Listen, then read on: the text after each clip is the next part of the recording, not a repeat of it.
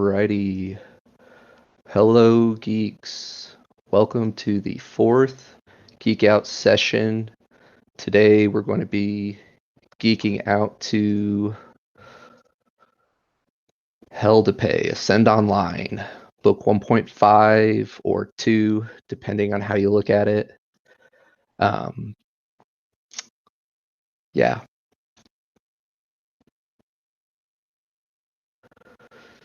So if you watched Geek Out session 3, we did the first book, and for 1.5, we end up following a different cast.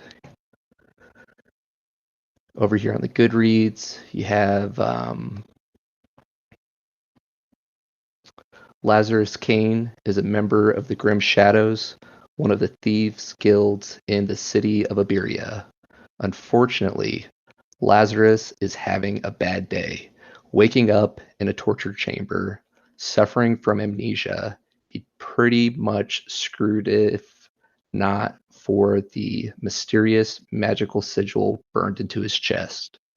Sometimes a really bad day should be shared with others, especially professional torturers. Lazarus will need to use all of his cunning and skill to work with his comrades, uncovering schemes within schemes, discovering the grim shadows are not only thieves' guilds in the city mired in conflict. What's more, the leaders of the other guilds, the Thieves Lords, don't respond well to treachery. So nothing to do with Alfred. It takes place in the main capital, and it actually starts off right after book one ends timeline-wise, so it's not at launch day. But yeah, it's pretty interesting. Before getting too deep into that, introduce my co-host today, Peter Williams. Did Geek Out session number 3 with me, and yeah, what do you think, Pete? Hello, hello. So I like the book a lot, but not at first. I had to go through it a second time to really appreciate everything. I'm I agree with you there. The first time I went through it, I was enjoying the main storyline so much, I really could care less about what was going on in the capital. But I went through and listened to it a couple times last week, and there's a lot of details that I've come to appreciate and backstory going into book 2 or book 3, depending how you look at it. Yeah, that or just the lore or the world building aspect of it. There's a Yes, lot of, simple elements like more game mechanics, but then there's a lot of like overarching lore that really was pretty intriguing. it's true in a very subtle way. You get a lot of the main MMO aspects where there are times I feel like I'm just listening to another fantasy book with magic and all this cool armor and stuff, and then all of a sudden we got to see the auction house this time, right? And see how that works. Yeah, which book one, it's a lot of, him making his own stuff, but then, the Right. auction house is a big part of any MMO. So being able to see that had a couple good moments. Shut up and take my money. Yeah, and it you feel like you're just playing any other MMO, right? I spent a lot of hours in auction houses, uh, but yeah.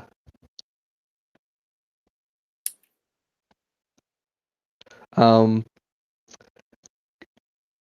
have to go ahead and say it. Spoiler warning ahead for those of you watching with us. If you haven't read the book, we're pretty much going to talk in detail about the book. Um, so yeah, if you don't want spoilers, go ahead and stop now. If you're okay with that, we look forward to geeking out with you over Hell to Pay. Um, but yeah, it's I enjoyed it a lot. It's shorter, um, but you really get to see a lot more about the game, and then we might do some spoilers on book 3 or book 2 because both Pete and I have read that, so fair warning on that as well. Um, but we get the character development as well in this book leading into book 3. Yeah, and then one of the things that kind of threw me off a bit into book 3, a lot of your main characters for 1.5 aren't, you know, a main part of 3 or 2. Okay. But from the beginning, our main guy, Lazarus Kane, starts off and, yet again naked. Same way we started off our adventure for the first one. But There's a theme here. yeah. And he starts off in a torture chamber, so it's a completely different aspect. The thing that really I like about the book is we just ended book 1 with the whole moral bit where we just had Graves, who's enslaving people and trying to become a king, but he had the overarching slave king Abdul, influence from the game where we got to see Right. that. It's And kind we're of like, scary. oh, is that really going to be our moral bit? Is this okay? Moving forward. And then we had Graves, who ends up capturing a couple of our party and, ends up just straight up hanging people and running off and torturing them otherwise. And, we don't really have a direct correlation or influence to the game being involved. But after we get that kind of raw, is this right emotion sense, we start off this book following, people in a thieves guild. So So book 1 kind of flirts with that, like careful what you wish for with the full immersion, the virtual reality, and um, there were several times I think it said, "How is this any different than what we played 10 years ago?" Except for you're fully immersed in it, and he wakes up in this torture chamber. They don't flirt with it. It's um, this rage sigil actually influences his behavior, right? And alters his memory and whatnot. Uh, yeah, yeah, where for that, it's something as simple as like his blood feels hot and there's a bit of like pain dampening. He talks, his very first encounter after utilizing it, he gets stabbed in the arm and he's talking about how it's like a subconscious hmm or like in the back of the mind that he's been stabbed. I have it pulled up right here. Sigil of Okay. Rage. A magical sigil written in the primal tongue has been carved deep into your flesh, causing it to pulse with an unfathomable torrent of energy. When activated, primal rage uh, suffices your body, granting +10 to strength and agility. While this ability is active, you are consumed by pure rage as your body is burned from within, dealing 10 points of damage per second. The ability scales per level, so it's only going to grow in power. You're literally bleeding damage. Uh, and yeah, I don't know. Plus, he can't remember the last, was it like 48 hours or something like that? Um, I think though, so on that part of it, we kind of figure out with the lore further in the book when we meet William, Quinn's contact, because he talks about how the Ascendant Empire had the sigils and how whenever you get one, it doesn't play well with mortal minds. So I mhm, think it was probably closer to like 24 for that. But then while he was in the Undertaker's torture chamber, um, the guy talks about how he killed so many of his men and he had to right. have his oh, I forget what they call it, zombie more or less knock him out again, and then he's been drugged the whole time. So I think part of that was the drug influence. Yeah, yeah. Well, And like you said, later in the book, I think it's William talks about whenever they get the sigil, it doesn't play well with the mortal mind.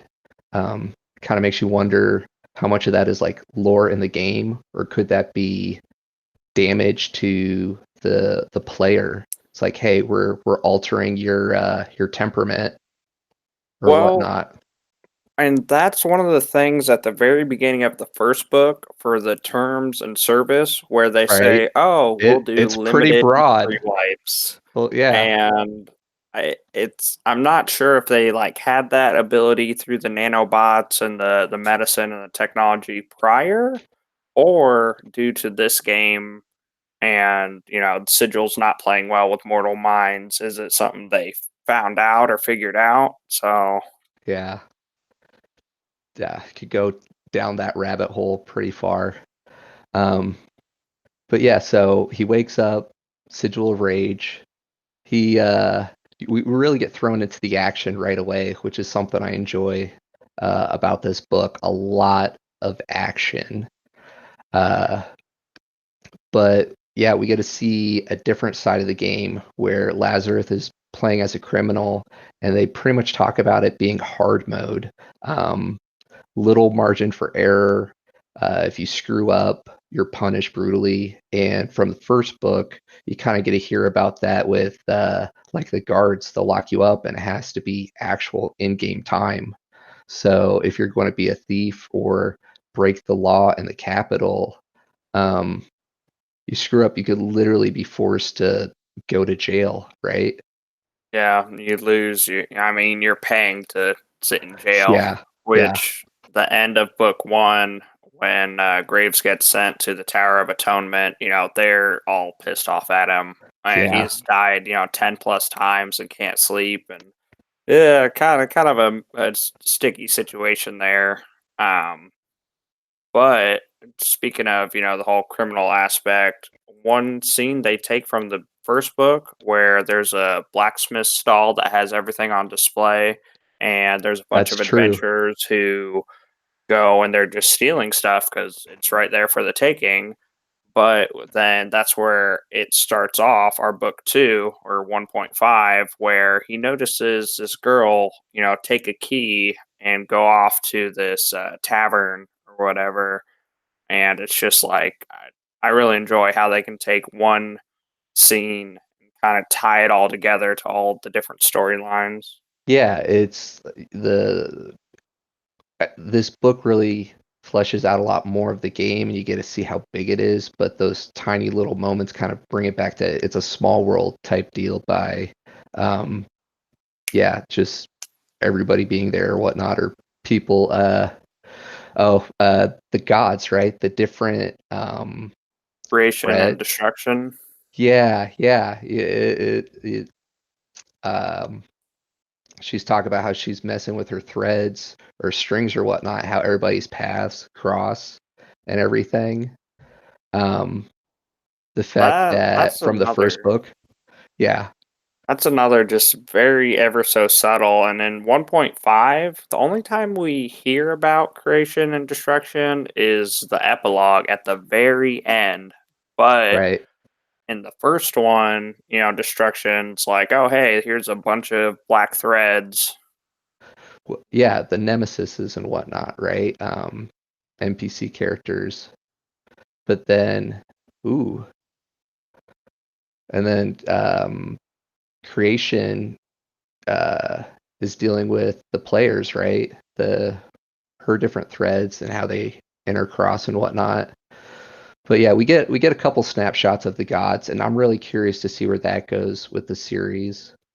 Um, Is this Chitin appropriate book? Sounds like something he'd like. Uh, I think it would be considered young teen book. Yeah, it is a bit graphic on the language. Um, but I mean, so's TV, right? Cable TV, nothing you wouldn't see on cable TV. It talks about video games and MMOs for sure. But yeah, So now that he's gotten free, we've seen him use his sigil twice within our first little encounter. He's now killed the guy who, has him held hostage. Uh, And Cadence Onyx Bone. I like how the author does the story building with the guilds and the thieves aspect of it too, right? Because he wakes up in a smaller factions guild of a larger guild, where basically they rob corpses and whatnot, provide a service of disposal. And as he follows the trail, the quest line, it leads him eventually to meeting with all 5 of the Thieves Lords, right? Work his way from the mini boss on up. Yeah, yeah. And that was a very interesting interaction too, because they're all like, "Oh, hey, we already know about you, but just for formality's sake, go ahead and introduce yourself." Yeah. And then you It keep getting the little foreshadowing moments where one of the guys is like, "Oh, this is a complete, malarkey or whatever, however he says it. yeah. This says there's too many holes in this to hold water." And everybody's like, nothing sounds that outlandish. What's going on with you over here? Why are you trying to throw this off?" And just like the fight scene with, oh, I forget what the monster is called, but it's essentially a kraken, and then they take it over, or then it's like a demonic one. Yeah, we get the subtle hints of the demons throughout the book.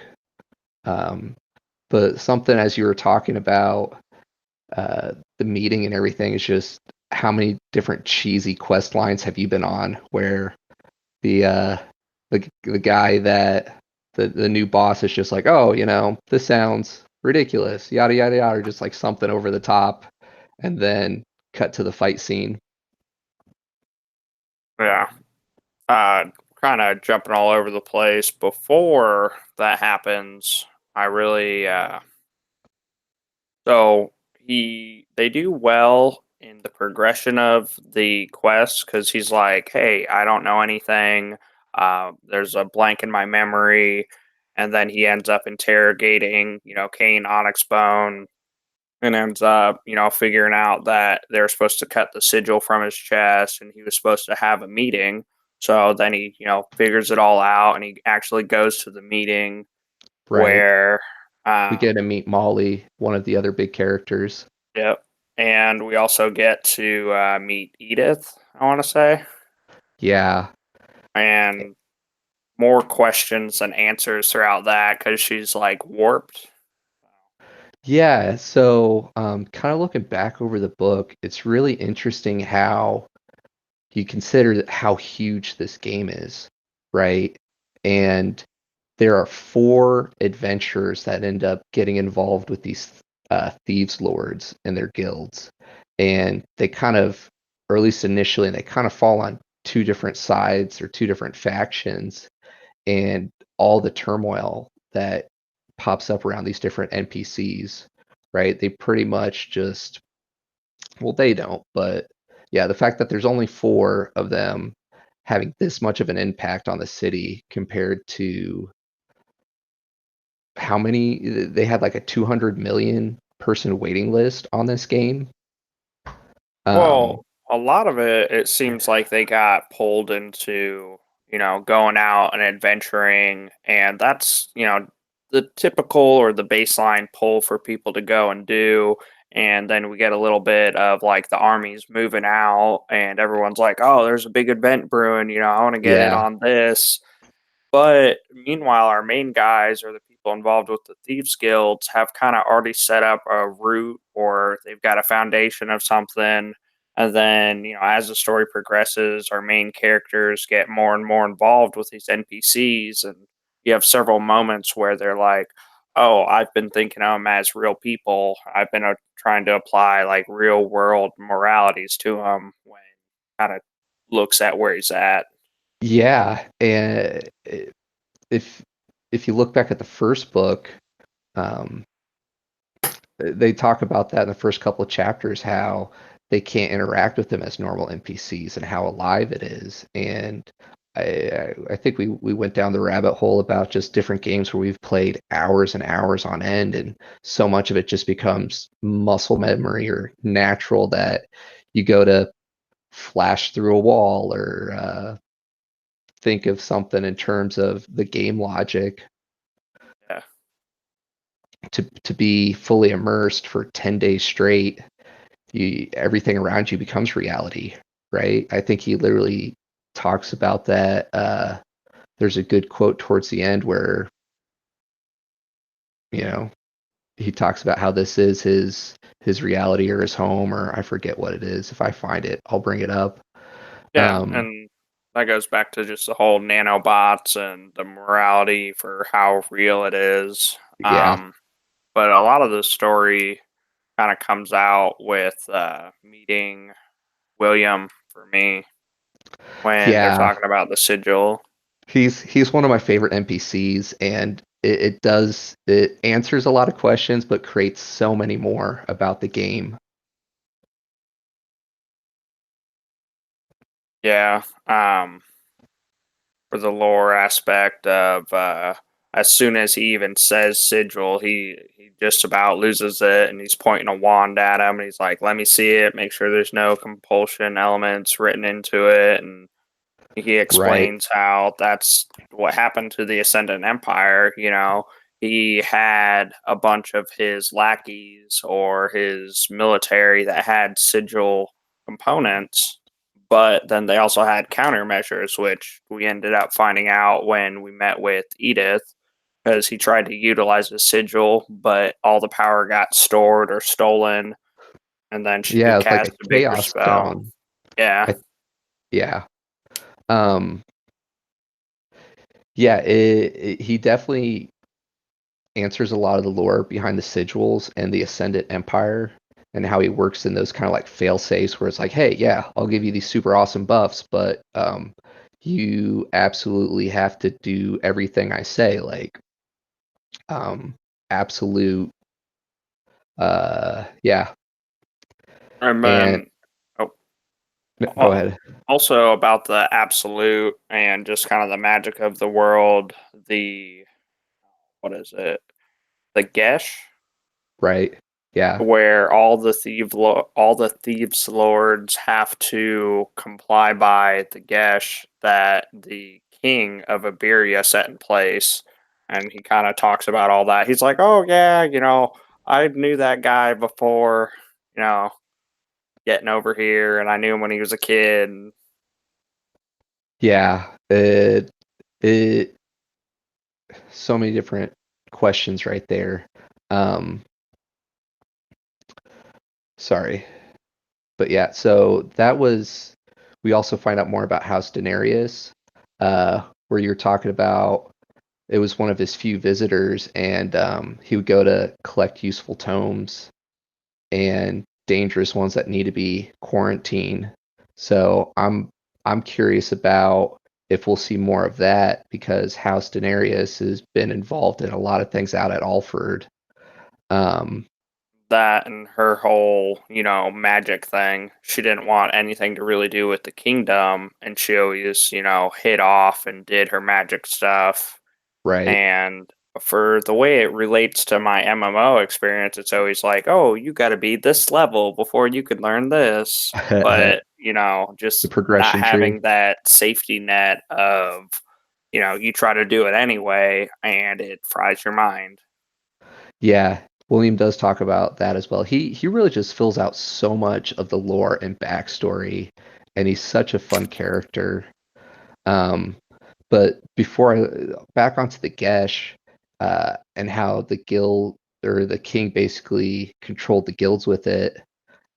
We see a lot of that, right? And the sigils, and um, I don't know. There was a point where I kind of wondered the same thing they're asking, like, how is this ethical? Like, how is this appropriate to work into an MMO, um, where they could pretty much just control you, right? Yeah, but the big thing for me on that is when they're leaving William's place, and Quinn and Kane are having the conversation of, well, William felt so real. He felt like, he had His actually lived grandfather, through it. right? And then they get off and they talk about how a computer program doesn't understand time. It's all how we set it up. And maybe they just accelerated the timeline to have the NPCs and the world develop on its own. So they're just Just think not of the interacting. processing power, 30 years from now, how they could just scale all that up. Yeah, like let the world go and live on its own, right? And develop out.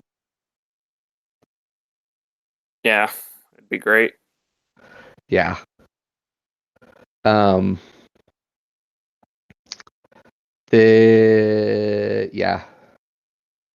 One thing that I wanted to bring up, I found the quote on the Chaos Stone. Again, the one of the challenges I think with the world building is how to get the information across, right? You just don't want to do a data dump. And we get a little bit of that because it's a lit RPG where they go through the stats.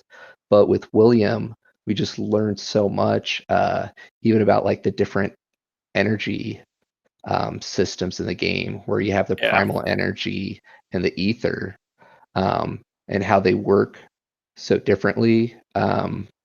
But then like the Chaos Stone that they use to power the demons later on uh, carries an affinity for primal energy. So it, yeah. Well, another point on that, they talk about how certain sigils are primarily towards the one element, and the other one is towards the ether element, and Hmm. just the different aspects of that. Yeah. Um, but yeah, the magic system, the game system, the weapons, like it just he does a good job in the book going through and tickling all the MMO itches, if you will. His weapon that he picks up at the auction house, an evolving weapon where you actually have to feed it XP and all the potential there. Yeah, it just gives you a little taste, and Yep. then you get to see him utilize it, and you're like, all right, it's doing well, but it's got the potential to do so much more. Yeah. It's supposed to grow with you. Yeah. And then we get more of the magic, the different fights. Uh, Overall, I mean, I enjoyed the book. It was a nice little lore filler for me. Well, I also like how, yeah, lore filler, but the way the king put in the Gesh because of what all was happening. Iberia would have destroyed itself because they had a bunch of people smuggling stuff or taking stuff off the front lines. Right. So the king was like, no, that's not happening.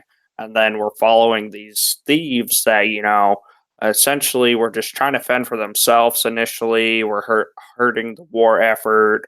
Once the king got all that in order, they're the final line of defense protecting Iberia. Like even though they've done these bad things, Iberia is their home and they want to do all they can to protect it.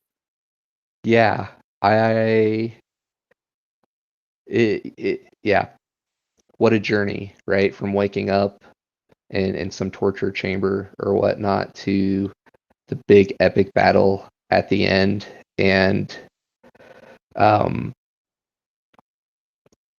yeah, I forget where I was going to go with that. It it was a good ride. The next big kind of point, or oh, whatever. Anyway, we're meeting with all the Thieves Lords, and at the very beginning, we find his Lords coin, and just the progression on something so simple as that. It looks like a coin. It's got his face on it. He's like, what's going on here?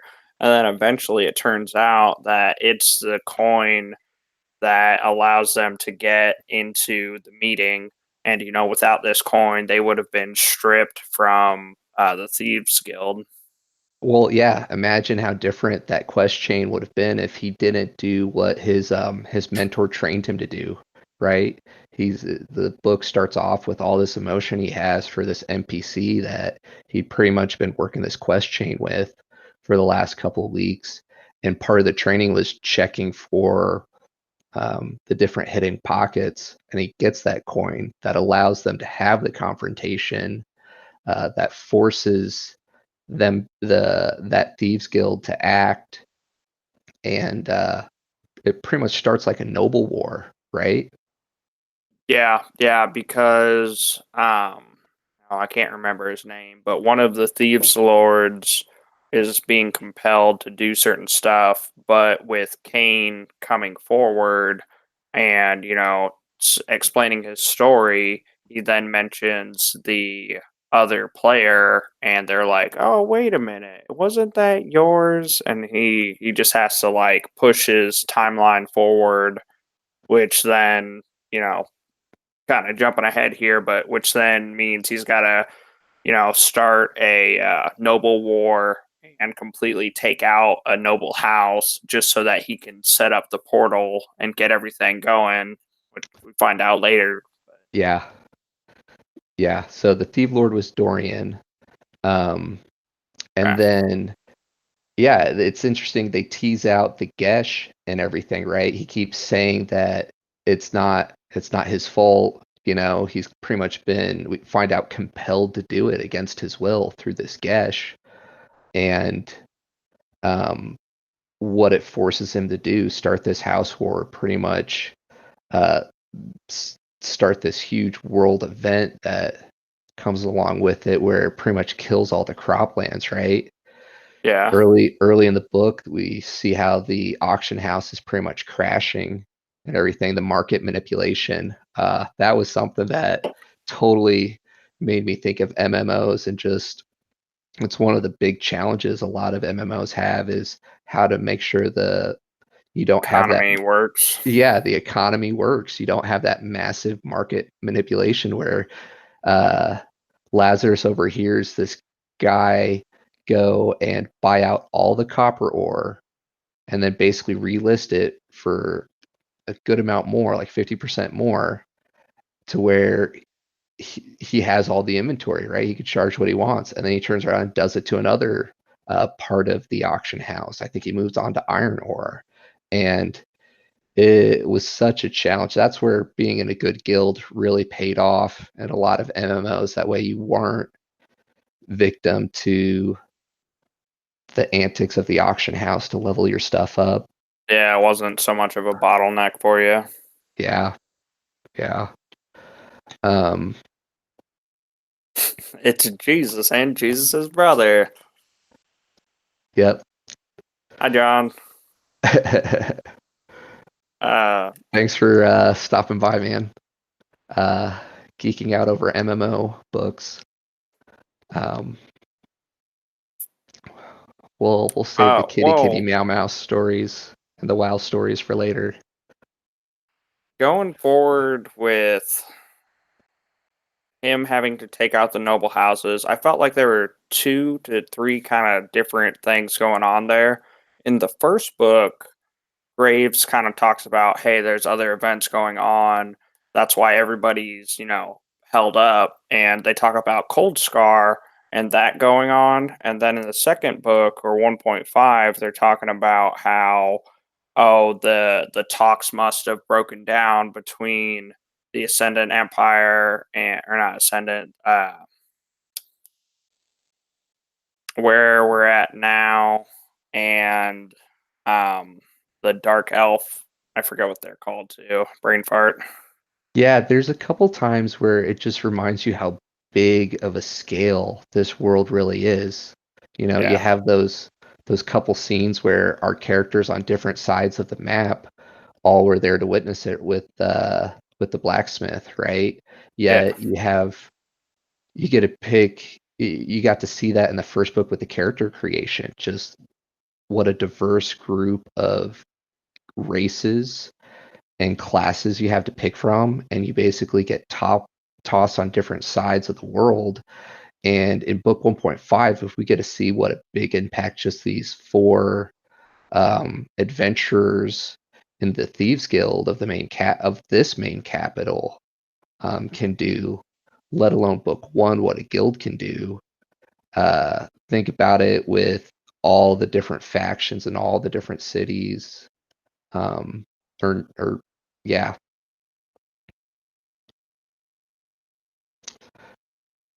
Random side note, I really enjoy the main character's race selection. Half giant, half elf. I don't know too many games that allowed that diverse of a mix up. Usually you have like your half elves or maybe like your half humans, everything. But to have all the different races, I mean, he gets the night vision, he gets the better vision, he gets the extra strength. So if you think of that with all the different races, if you will. Yeah, and he plays it well because it's so out there kind of for the combo, but then it kind of fits neatly in the role of kind of like a bruiser or whatnot for being a thief. Yeah, typically when you say thief, I think like a rogue type um, build, if you will. But they have a mage in the Thieves Guild. They have a pretty much like a warrior or bruiser, Then like um, a priest. and then a priest. Yeah, But also with when you have the big Thieves Lord, get together and you've got, the Jades and they're all wearing the same mask, but they're all spellcasters, and it's just like that hidden element, but that's a Thieves Guild all of mages right. or all the cat people. Yeah, yeah, the different races and whatnot. Um, but yeah, want to talk through some of the characters, the adventures, real quick. Lazarus and Molly kind of have an interesting dynamic, and that was something that really made me think back to different relationships that you got to see when playing MMOs. I know a handful of people through different gaming communities where they met like their partner playing an MMO, and you get to see that a little bit with Lazarus and Molly, where they're intimate in VR or whatnot. They pretty much said they spend like all their waking and sometimes sleeping hours for 3 weeks together, and they're a thing. Yet he doesn't know Molly's email. He doesn't know her real name. Like she knows his real name. He shares some information about him. Um, but yeah, Kind of brings us back to the whole morality bit versus the RPG bit, because I've known a couple people who really get into their character. I right. couldn't do it. For me, I'd be like, I'm a warrior, I'm a healer, whatever, whatever, and Yeah. I would play that as a role. But there are some people who are like, no, I'm this dark elf, and I was raised here, and they really get involved. So it's that whole disconnection. Well, yeah. Who are you really, right? Like in Yeah. VR, that is who you are. Um, but yeah, there are people that play different genders online and they completely act it out, or different, elf, or they have whole dedicated servers to where people can just act it out. Yeah, Um, actually, RPG. yeah. And then Quinn's just a lot of fun. He kind of brings a comedic element to it. Hey, he's Uh, so mellow. yeah. His only death is to where a stack of books fell over on him when they're Yeah, going through and talking about how many times they've died in the first couple weeks. Lazarus is at like 6 and he's at 1. Um, but hey, he wants to hang out in pretty much a library with this NPC William. Um, there's a good quote about Chomper the book or whatnot when they're going through talking oh about all yeah, the different yeah. Why books. why don't you have a cat? Um, put Chomper on the street? No, he's a house book Yeah, or he's something too like old that. now. He never would survive. He's an indoor book through and through. Yeah, Yeah. So, what do you think of the final fight at the noble's house? epic. Yeah, it feel like a good full scale raid. You know, I really liked it because yet again you feel like you're working through the problem with the character. We've got the giant, we've been battling all day. We're going through the city. We've got all the heads of the remaining thieves guild and a big mass of us and we've got them and they're all fortified and we're like, "Hey, do we do a frontal assault? That's all that's left." And then we work through and all they're like, "Hey, how about we do subterfuge and a frontal assault?" And just like the but method of it even all working even out.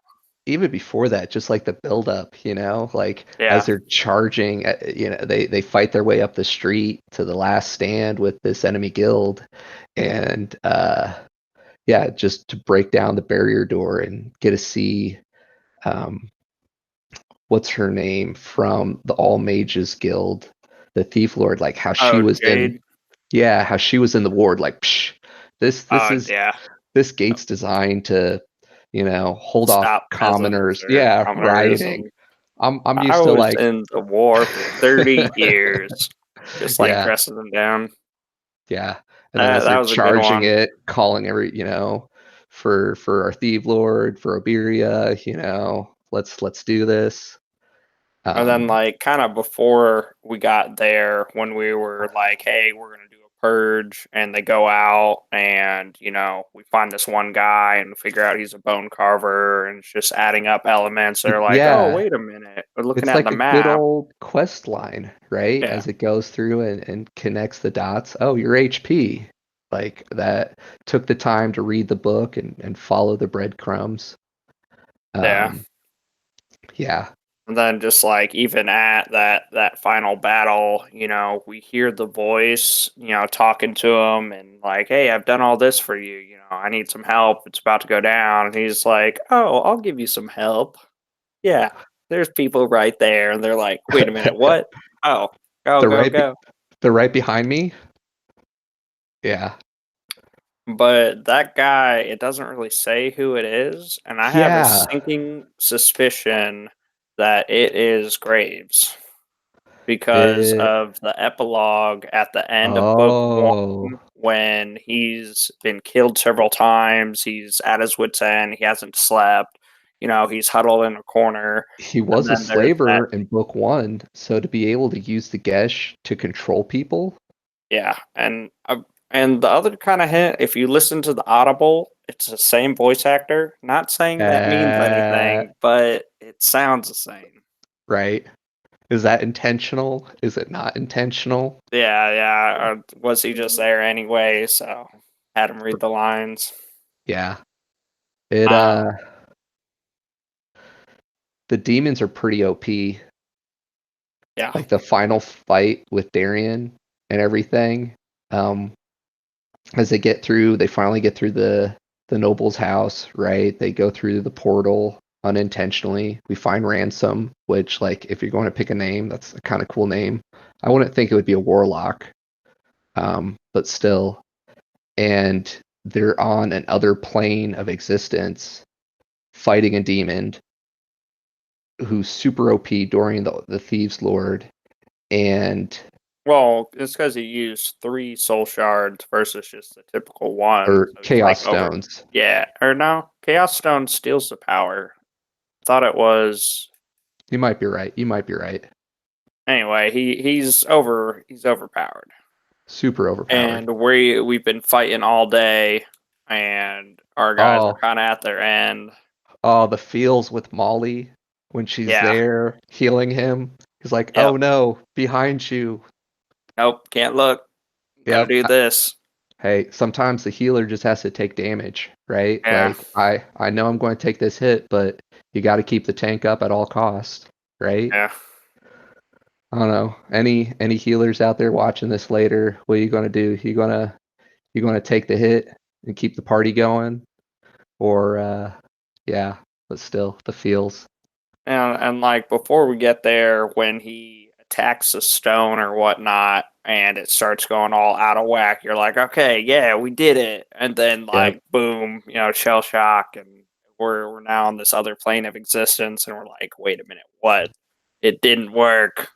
Uh, It's funny listening to the adventures because again, like if you're fully immersed in that for the majority of your quote unquote waking hours, figuring out the different planes of existence in a virtual world, let alone a real world, and when they're Yeah, talking yeah. about, like, no, the real world, well, no, the virtual real world, well, I mean, And that's where I wish they explained more of like what happened, but I understand why they didn't because they had to progress it. yeah, So depends on if I like him slash her or not. Yeah, yeah, the group dynamics yep. or whether or not you're getting in there. There are some guys that just take the extra damage, right? And you're like, you know what? If you're going to keep standing in the shit, you can die, and I could use my heal somewhere else. Yep. Uh, but yeah. And Uh, then oh man, the epilogue at the end. so before the epilogue, Oh, we get through all this. They're kind of teasing about House Denarius, and you get to see. Uh, yeah. We finally get to meet her, right? The head of the household, the could have been Queen Regent, meeting with our characters after they pretty much succeed, saved everything. right? Save the day and wake But up. that's not how they see it. It's like intro to was it like Oblivion or whatnot? Wake up in shackles. Where am I? What's going on? Well, yeah, again, because Off to sea. Yep. Big old dragon. Uh but yeah, what's in store for book 2 or book 3, right? yeah, yeah, I really think they added a lot of lore elements. It really gave us a good foundation for our capital, and we knew that we fled the Ascendant Empire, and Right? we've got some feels for the people. And the thing that kind of bugged me, but I know it's got to be a whole nother book, is when Quinn and Molly die on the other plane of existence, and then we wake Yeah. up and we're like, wait a minute, we can't message them. Where are they? And that's when he really, and when Kane really gets his, I don't know anything about her. Don't have an email. He doesn't even have anything for Quinn either, right? So But that's where it's nice because then can't even it's watch stuck their within stream because the there's a realm of the 10-day delay. game. Yeah. Yeah, yeah. Yeah, they could do a whole story on that side of things.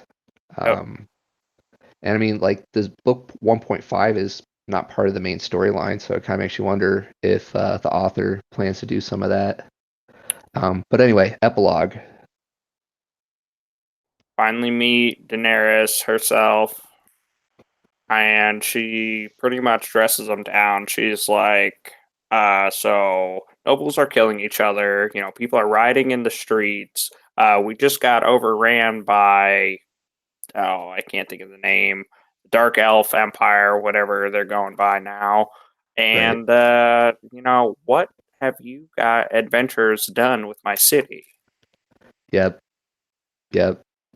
She's been pulling a lot of strings of her own in the capital and manipulating people, and here the adventurers have just stirred up a whole bunch of mess. Yeah. Um, Meanwhile, we're on the side of our guys and we're like, wait a minute. Look here, Missy. That's not what actually happened, but that's what I felt. I was like, we just saved your ass. What a yeah, thank you. right. If it wasn't for us, all the crops and everything would be dead. And Yeah, this is how and you you'd be thank us. invaded and taken over. And Yep, yep, yep. Uh, and then yeah, end of the book, epilogue. We get to see the gods again, right? yeah, I think it's the only time we see him throughout the book where creativity is pulling off a black thread. And then she says, like, sorry or something, and she ties in a silver thread. Yeah, So another big event coming up where negative compulsions and having to try to add the positive. so like going forward, it's still so early in the game. Like we're about Oh what, like yeah, a month in, and we get to see how much of an impact just a handful of players have on all these different story arcs and whatnot, and these big world events coming up. Well, that's something I enjoy for how they can influence the world and develop it. Right. I'm really interested to see what happens later on. I don't know if we know the level cap yet or not, but as they get up into, like, they're at level 13, 14 right now. Imagine when they're like 30, 40, after they start getting their second class branch or third class branch, how crazy these The battles are going to be. foreshadowing. Yeah. Foreshadowing for so much potential. They just briefly touched on the classes. Yeah. When you get your next one.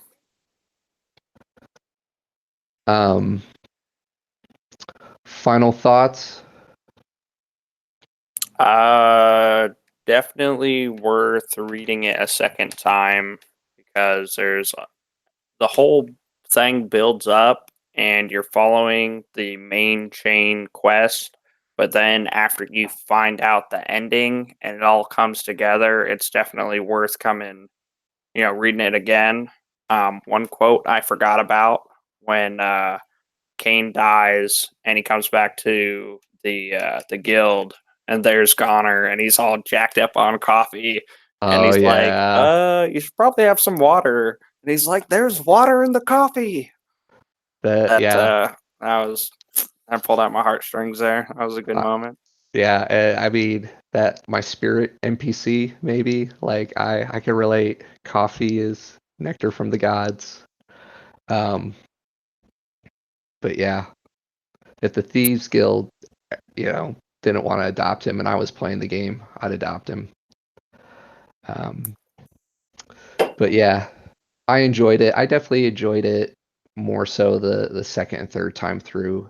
Truly got to, especially since I went back and we did book one last week, and picking up on, like, the little details the second and third time through that you really don't see. A lot of foreshadowing going forward. So looking forward to doing the Geek Out session on book two.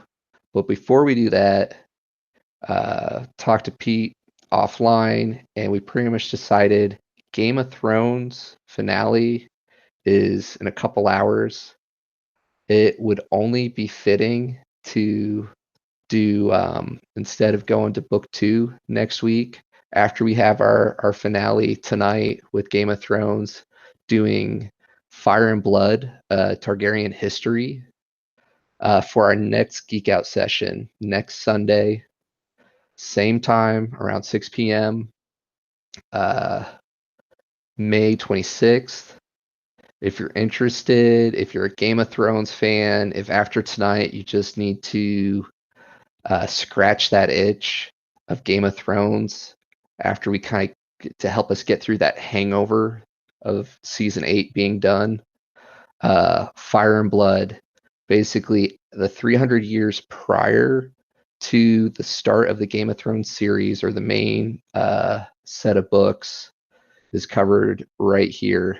You got a week to bust through it. If you don't want to read it, Pete and I are going to go through it next Sunday. Hope you can join us for that. Yeah. You excited for the finale, Pete? I am. I was a little disappointed with the last one. I don't want to get into too much spoilers, but it's just a little OP. Little much. Yeah. But yeah. It yeah, it the Fire and Blood, you get to hear about the history behind, uh, minor spoilers ahead. If you don't want any Game of Thrones spoilers, stop now, abort, move along. You've been warned. But you get to hear the history of King's Landing and how it's built, from the Maester's perspective in Fire and Blood, and just the history. And in a lot of ways, oh man, I don't want to do spoilers for what happened. It the feels, yeah. Fire and Blood, check it out. Can't wait to geek out with you about it next week, Pete. Um, Might want to do some minor spoiler warnings too on Game of Thrones in general for that one. Don't watch, because it's kind of hard not to talk about the feels after we get over our 8th season. Yeah. But yeah. So anyway, thanks everybody that joined us for Geek Out session number 4. And those for you watching afterwards, look forward to geeking out with you guys here soon.